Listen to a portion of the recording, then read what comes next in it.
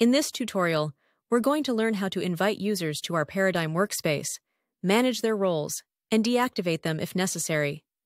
To begin, navigate to the account settings and select the Team section from the left-hand menu.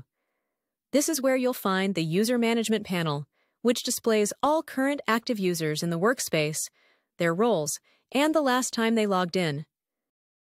To invite users, click on the New User button located at the top right of the screen. You have the option to invite them via Slack or email. In this example, we'll be using email. Enter the email addresses of the users you wish to invite, separated by commas, to invite multiple users at once. Once you've entered the email addresses, click on Continue. Next, you'll have the opportunity to assign roles to these users. For instance, you might want to grant them an analyst role or an admin role. Once you've assigned the appropriate roles, click on Send Invitation. At this point, in the Pending Users tab, you will see the pending users and their current invite status.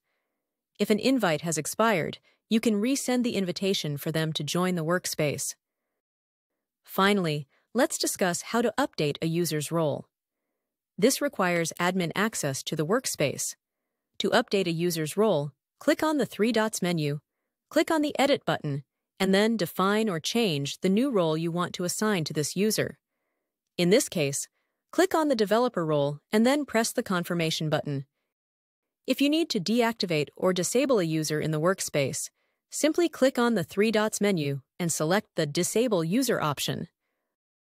Lastly, if you want to add an email domain to our auto-join list, simply type it in and click on Add a Domain.